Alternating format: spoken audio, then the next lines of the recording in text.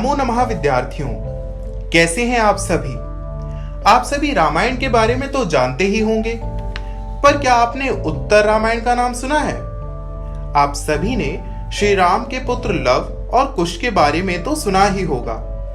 आज का हमारा पाठ शिशुलालनम उसी कथा का एक छोटा सा भाग है। शिशुलालनम का अर्थ होता है बच्चों के प्रति प्रेम। आइए जानते हैं कि श्री राम ने अपने पुत्रों के प्रति उनके प्रेम को कैसे प्रकट किया। मजे की बात तो यह है, ना लव और कुश जानते हैं कि श्री राम उनके पिता हैं और ना श्री राम को ही यह बात पता है। रामायण का पाठ करने वाले दोनों बालकों से श्री राम मिलते हैं। आगे क्या हुआ, आइए जानते हैं। हे आर्यो, इधर से इधर से। क्या महाराज कुशल हैं? तुम्हारे दर्शन से कुशल ही हैं। क्या हम यहाँ आप दोनों की कुशलता पूछने के ही पात्र हैं, फिर अतिथि के लिए गले मिलने के लिए नहीं। हृदय को आकर्षित करने वाला स्पर्श। निश्चय ही ये राजा का सिंहासन है, इस पर बैठना उचित नहीं है। चरित्र शिष्टाचार के लोप के लिए नहीं होता, इसलिए गोद से बने सिंहासन पर बैठो। हे राजन, अधिक कुशलता का प्रदर्शन ना करें। अधिक शिष्टाचार को रहने दो। भवती शिशुजनो वयोनुरोधाद गुण महतामपि लालनीय एव व्रजति हिमकरोऽपि बाल भावात् पशुपति मस्तक केतकच्छदत्वम्। अर्थात अत्याधिक गुणी लोगों के लिए भी छोटी उम्र के कारण बालक लाड़ करने के योग्य ही होते हैं। चंद्रमा भाव के कारण ही शंकर के मस्तक का आभूषण बनकर केतकी पुष्पों से निर्मित जूड़े की भांति सुशोभित होता है। यह मैं आप दोनों की सुंदरता को देखने से उत्पन्न उत्सुकता के कारण पूछता हूँ। क्षत्रिय कुल के पिता के भी पिता सूर्य और चंद्रमा में से कौन आप दोनों के वंश करता है? भगवान सूर्य। हम एक ही कुल में पैदा हुए हैं। क्या दोनों का उत्तर एक ही है? हम दोनों सगे भाई हैं। शरीर की बनावट भी समान है, उम्र का भी कोई अंतर नहीं है। हम दोनों जुड़वा हैं। अब ठीक है, क्या नाम है? आर्य की वंदना में अपना नाम लव आपको सुनाता हूँ। न आर्य भी गुरु चरणों की वंदना में मैं भी अपना नाम कुश आपको सुनाता हूँ। वाह, अत्यधिक मनोहर शिष्टाचार है। आप दोनों के गुरु का नाम क्या है? निश्चय ही भगवान वाल्मीकि। किस संबंध से? उपनयन की दीक्षा के कारण। मैं आपके पिता का नाम जानना चाहता हूँ। मैं उनके नाम को नहीं जानता। इस तपोवन में कोई उनके नाम को व्यवहार में नहीं लाता।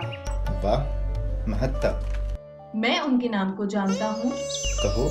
निर्नुक्रोश नाम। हे मित्र, निश्चय ही अनोखा नाम है।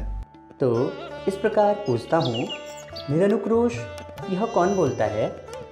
माता। क्या क्रोध में ऐसा कहती है या स्वाभाविक रूप से?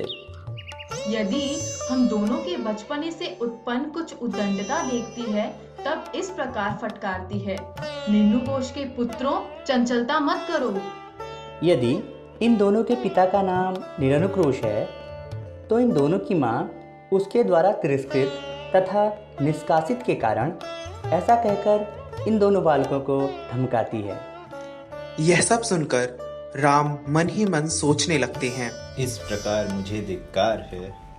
यह तपस्विनी मेरे द्वारा किए गए अपराधों के कारण अपनी संतान को इस प्रकार क्रोध भरे वचनों से धमकाती है। राम अपनी पत्नी सीता के बारे में सोचने लगते हैं। यह प्रवास बहुत ही लंबा और भयंकर है। उत्सुकता से भरा हुआ मैं इन दोनों की माता का नाम जानना चाहता हूँ। स्त्री के विषय में पूछताछ उचित नहीं है, विशेष रूप से तपोवन में। तो यहाँ क्या उपाय है? फिर मैं पूछता हूँ, तुम दोनों की माता का नाम क्या है? उसके दो नाम हैं। कैसे? तपोवन में रहने वाले देवी नाम से बुलाते हैं, भगवान वाल्मीकि वधु नाम से। हे मित्र, क्षण भर के लिए इधर भी तो आओ। आप आज्ञा दीजिए। क्या इन दोनों कुमारों और हमारे वंश का वृत्तांत पूरी तरह एक है? इतने में गुरु वाल्मीकि के दूत लव और कुश को पुकारते हैं।